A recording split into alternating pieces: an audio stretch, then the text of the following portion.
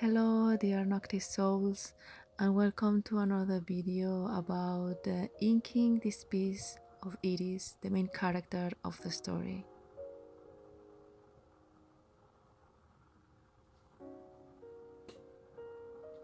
This illustration is done in a A4 size sketchbook, and I've worked with the brand Ohuhu with the fine liners that are in a pack of 10 with different sizes, and I've been using them for some years, so I think that they work pretty well. When I ink an art piece, one thing that I really like to do is to play with the contrast between the blacks and whites, and not only just following the main lines of the pencil drawing. I've always been so attracted by those illustrations that are only made with ink and that you can find in illustrated novels or books. And I've always tried, or what I really try to do, is to achieve that kind of inking when I work with a new piece. So I really hope that you could understand what I mean.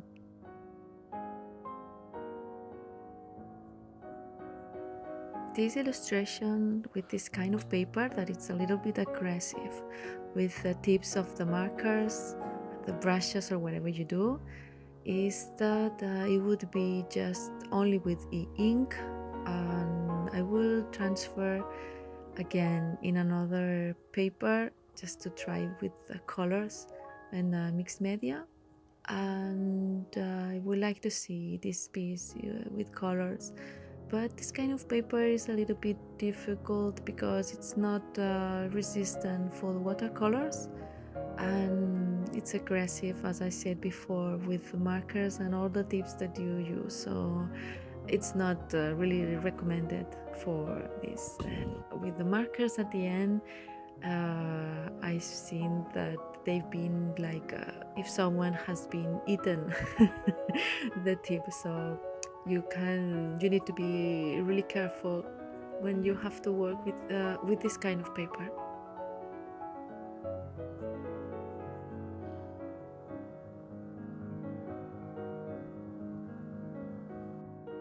When you work with this kind of inking, you need to be really patient because there are a lot of lines, and try to play with different kind of thickness of the lines and the strokes. So just to be really patient, as I said.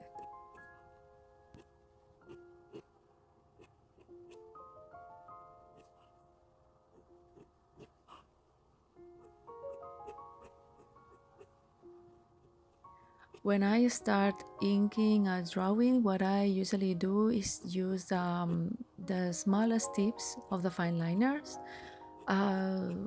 because I like to work in a more accurate way with the details of the drawing.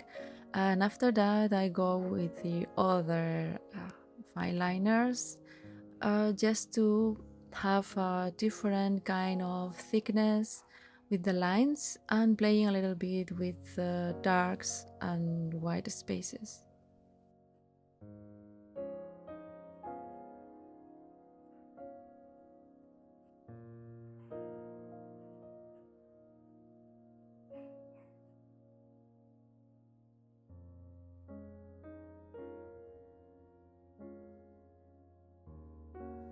Sometimes it happens that when you have an idea in mind, um, like in this case, you can at the end finally have or do some changes, and at the end it has a really different look of what you have in mind before to start. And this is the case with Iris. It was only the idea about drawing her in a sexy look like she is, something magical, more detailed clothes that I really like to design, and with only the moon behind her. So it was a really easy, well, not, I wouldn't say easy, but a more simple drawing, like maybe just to focus on her figure and not just very detailed background and so. But as you will see at the end of the video, that changed when I started inking her, because I was thinking all the time, like a little voice in my mind saying, you need to do something more here. She's like really alone. Well, you see.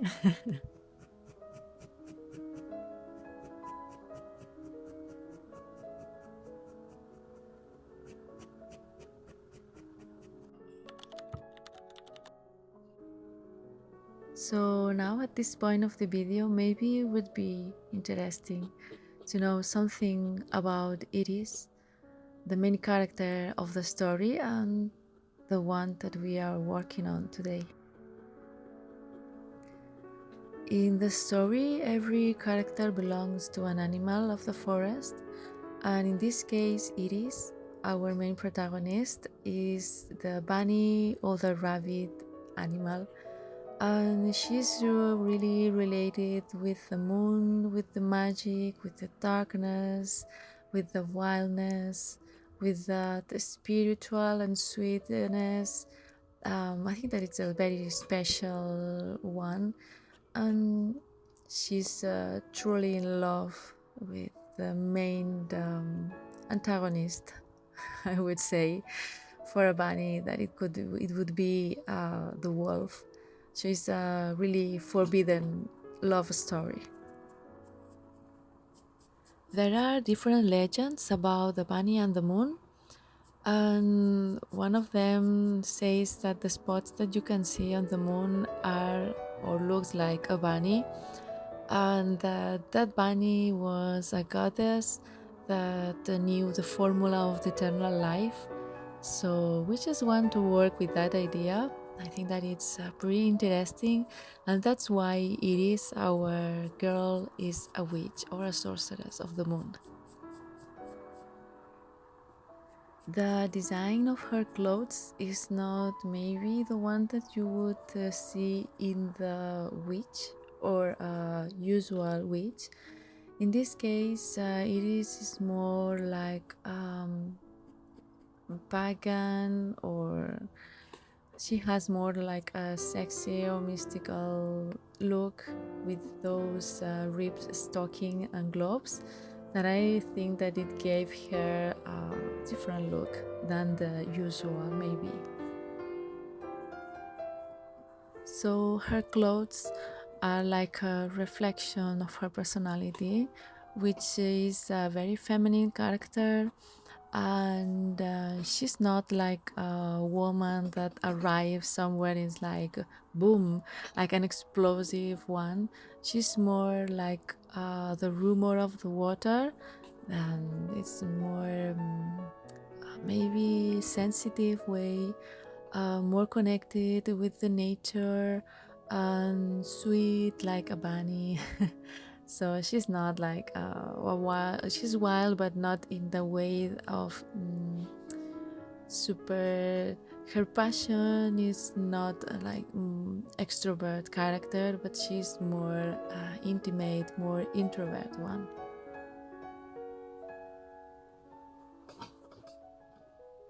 And here are the elements that we were talking about before, which symbolizes the personality and the character of Iris.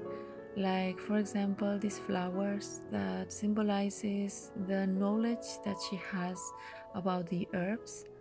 And then you have the two bunnies that are with her in the lower part of the illustration, that represents the character that she is, the animal that she is in the story, that is the bunny.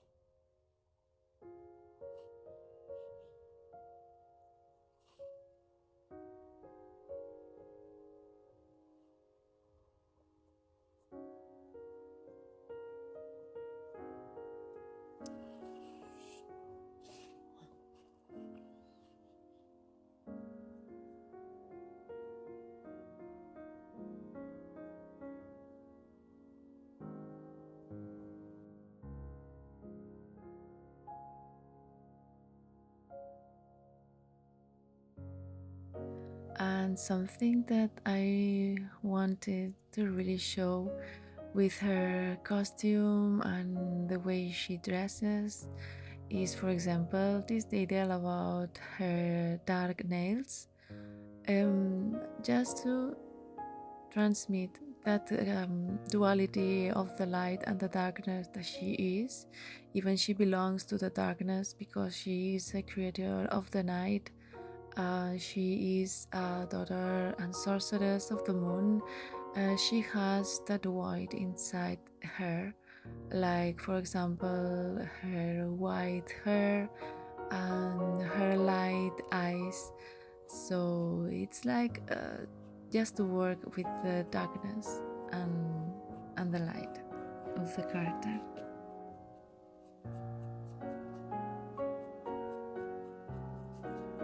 So this is the end of the video. I really hope that you enjoy watching the process of it is. Thank you so much for all your love and support, and see you on the next one. Bye.